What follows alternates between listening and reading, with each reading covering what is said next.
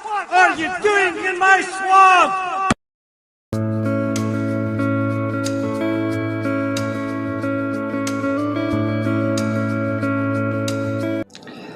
Hello everybody, this is Ogre Boy and I'm going to be doing my review for the 2000 movie Fantasia 2000. This movie technically had one showing at Carnegie Hall in 1999, so I guess you could count it as a 99 movie, but I count it as a 2000 movie because that's when it got its wide release and its IMAX release. But like its predecessor, Fantasia 2000 consists of animated segments set to pieces of classical music. So I thought I'd talk about each segment and everything, like I did with the first Fantasia movie a few months ago when I reviewed it. The first one is Symphony No. 5 by Ludwig van Beethoven. And this one, it just shows a bunch of abstract patterns and shapes that resemble hundreds of colorful triangled butterflies and dozens of different colors and different shades and stuff, while being pursued by a swarm of black pentagon and hexagon shaped bats. I think it's pretty cool, and everything is really just abstract art with music to it. It looks really cool though. If you like abstract art and stuff, you'd probably enjoy it, and everything is pretty cool. The next one is Pines of Rome, and it features a family of humpback whales, and they're able to fly, and the calf is separated from his family and becomes trapped in an iceberg, and he has to find his way out of the iceberg with his mother's help, and the family join a larger pod of whales and fly and frolic through the clouds to emerge into outer space. It's a kind of a weird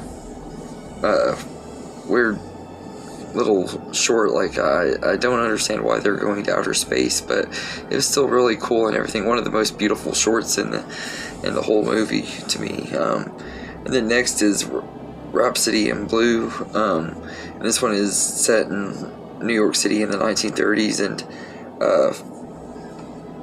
has the style of Al Hirschfeld's caricatures of the time, and features four individuals who wish for a better life. Duke, a construction worker who dreams of becoming a jazz drummer. Joe, a down-on-his-luck unemployed man who wishes he could get a job.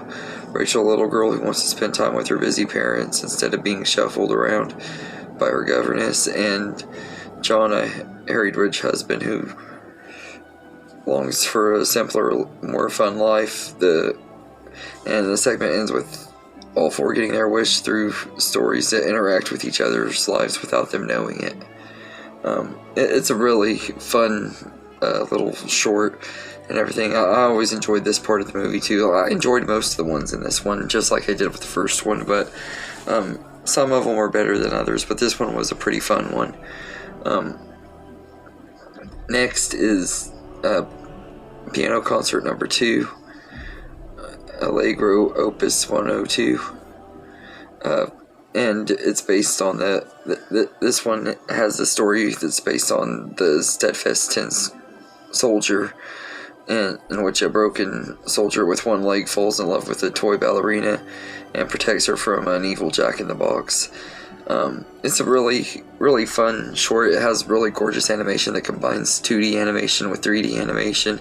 It's kind of ahead of its time in that department. It looks really good, or at least I think that's what they did with it anyway. That's what it looks like, but it looks absolutely gorgeous, and it is easily my favorite one out of all the shorts in this one.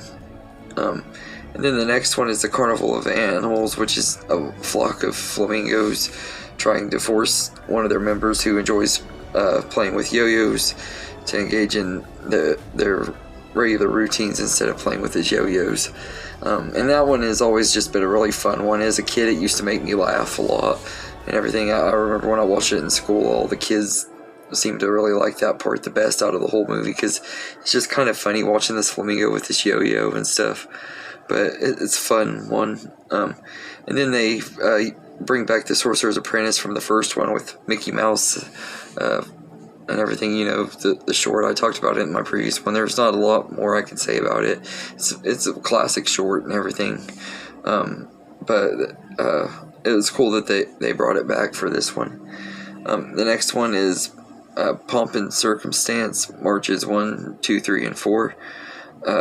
And it's a retelling of Noah's Ark with Donald Duck as Noah's assistant, and Daisy Duck is Donald's wife, and they were given the task of helping gather the animals and everything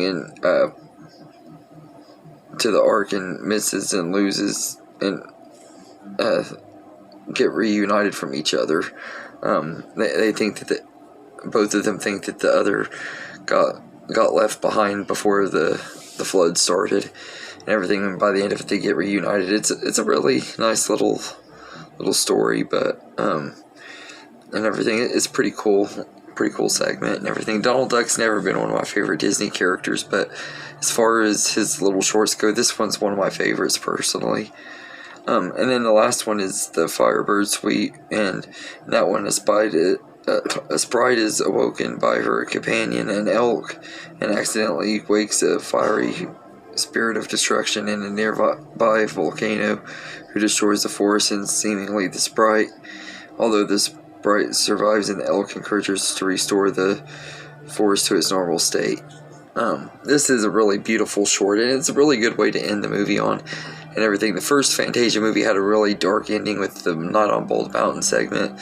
This one had a really lighthearted one, but it's a really beautiful one. It kind of reminds me a lot of Moana, which came out 16 years later.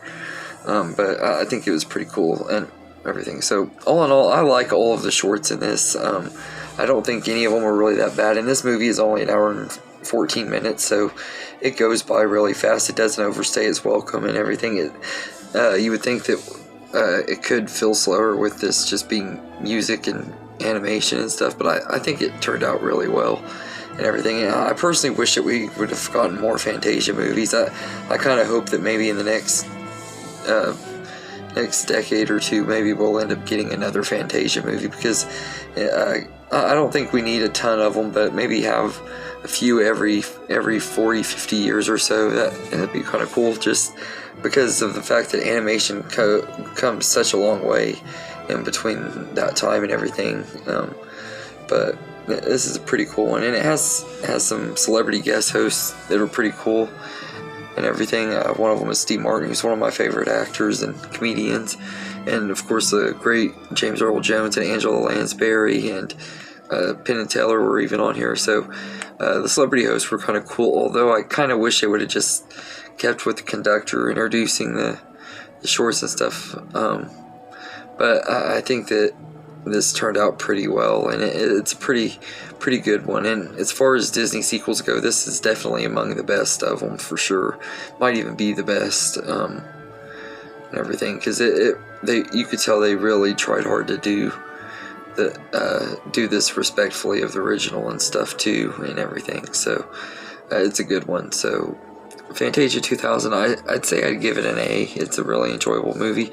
I don't really have any negatives with it. The only thing is they didn't have to include the Sorcerer's Apprentice and everything, but that's not really necessarily negative. I understand why they did, because Walt Disney had planned on keeping some of the original shorts in the sequels, because he had originally wanted to make Fantasia it was the only one that he wanted to do like new versions of every so often and stuff and everything. I wish they would do that in honor of his memory and bring it back and everything. I know Roy Disney at least tried with this one. I kind of wish that they'd at least do another one every so often in his memory.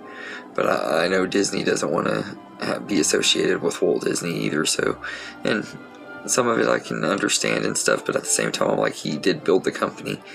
But yeah, I love this movie, and I think it's a really good one. So anyway, let me know in the comments what you think of Fantasia 2000. I hope you enjoyed this video, and have a good day, everybody.